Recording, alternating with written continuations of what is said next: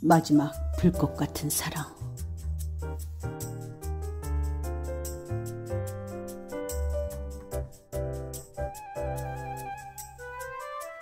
그럼 일요일까지 여기서 나랑 지내는 거야?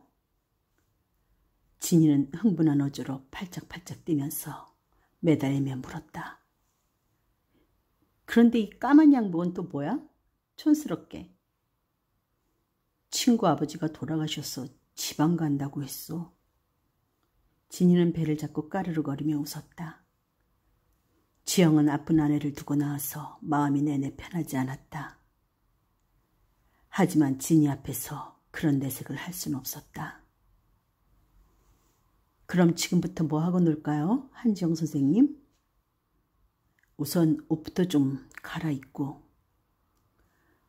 진이는 지영이 왔을 때 입을 옷을 몇 가지 준비해뒀다. 옷뿐만 아니라 칫솔을 비롯해서 지영이 이 집에 왔을 때 불편함이 없도록 하기 위해 하루 날을 잡아서 야무지게 준비했다. 지영은 갈색 긴팔 티셔츠와 면바지를 입었다. 우리 나가서 맛있는 밥 먹어요. 많이 피곤한데 대충 먹으면 안 돼? 지영은 아내 생각에 마음이 좀 우울한 것 같았다. 정말 좀 쉬고 싶었다. 무슨 소리야? 밥 먹고 영화도 한 편 보자.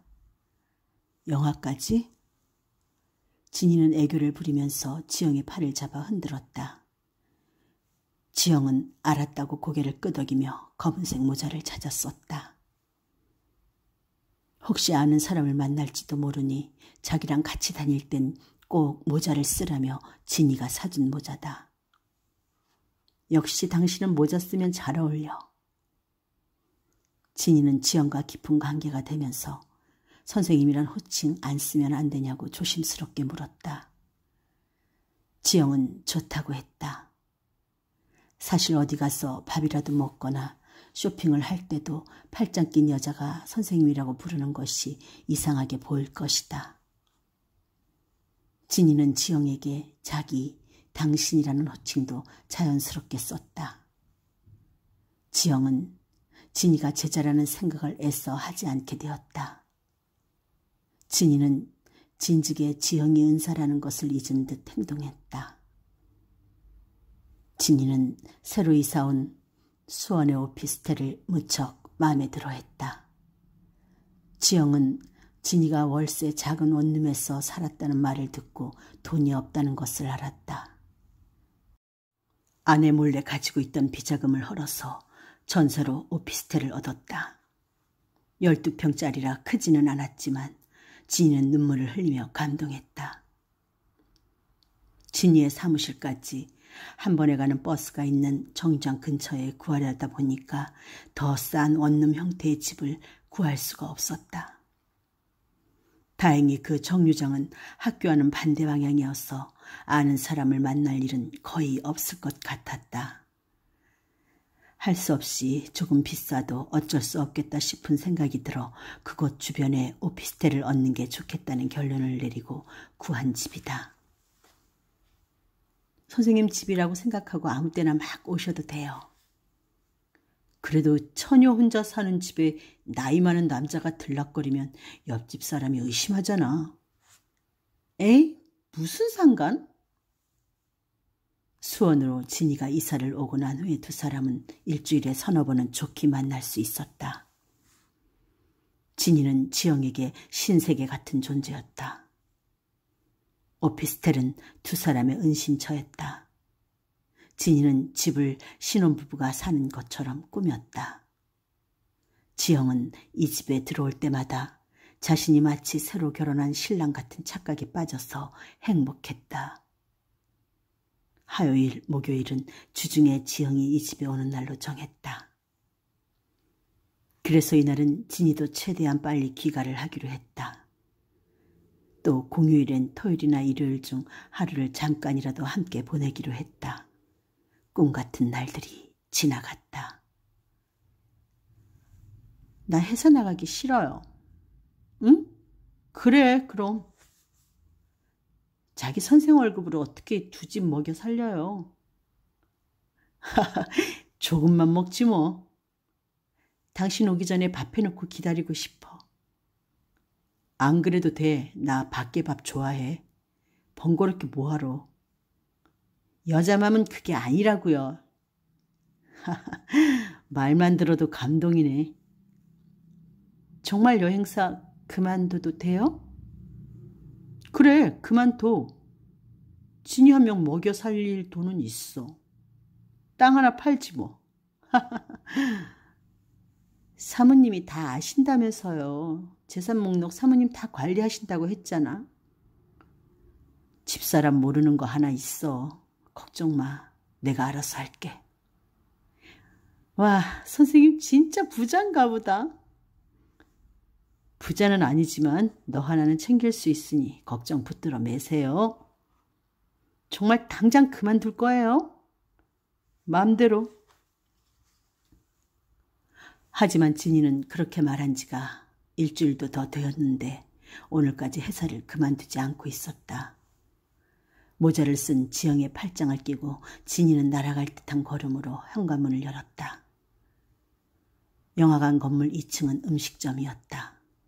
진이는 스파게티가 먹고 싶다고 했다.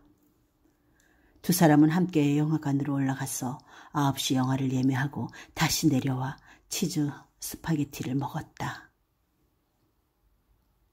시간은 넉넉했다. 저녁을 다 먹고 30분쯤 시간이 남아서 3층 쇼핑 코너를 한 바퀴 돌았다. 지영은 모자를 눌러쓰긴 했지만 토요일이니까 혹시나 아는 사람을 만날까 두리번거렸다. 그런 모습을 보고 알아챈 진이는 까르르 웃었다.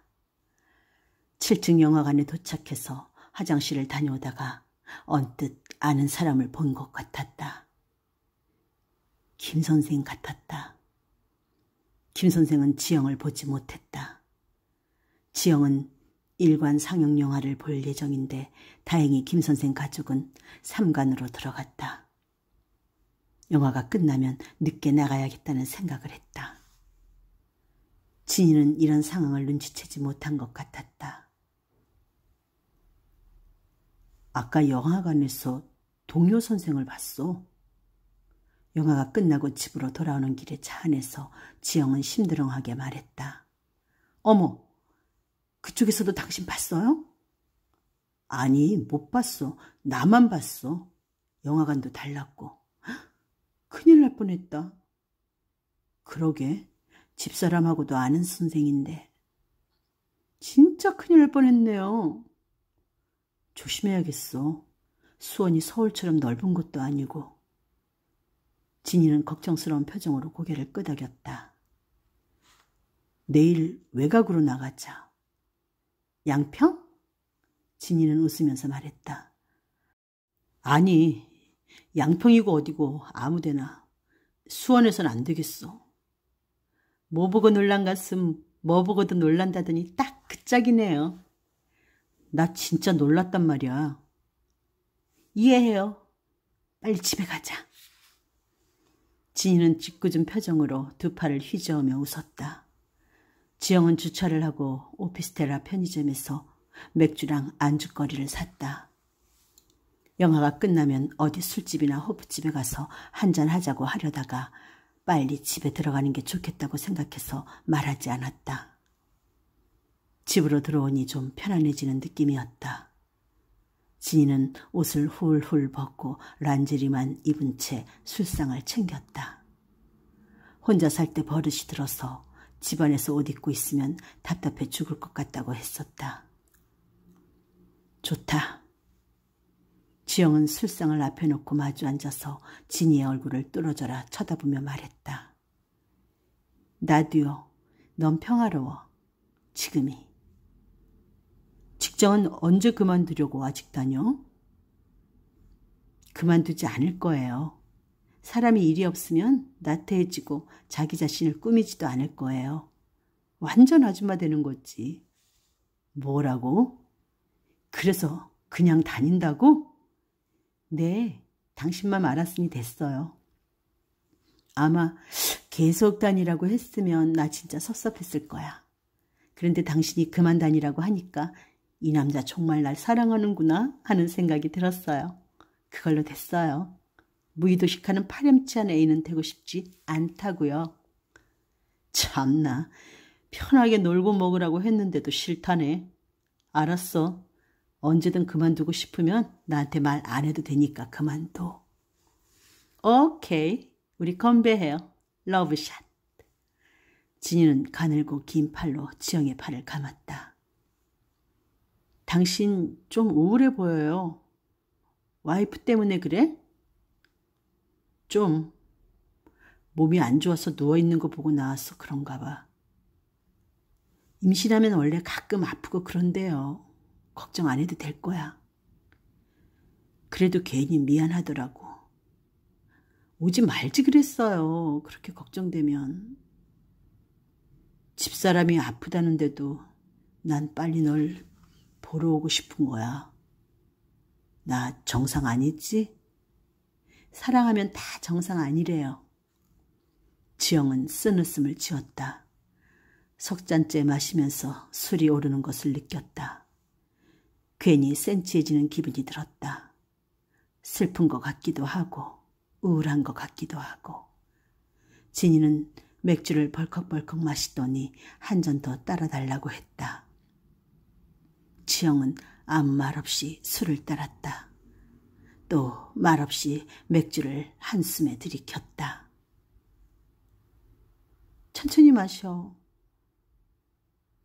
진이는 눈을 한번 흘기면서 한치 한쪽을 집었다. 선생님과 연애하면서 쉽다고는 생각 안 해요. 갑자기 선생님이라고 하니까 무섭다. 지영은 웃으면서 말했다. 하지만 선생님 내 남자야.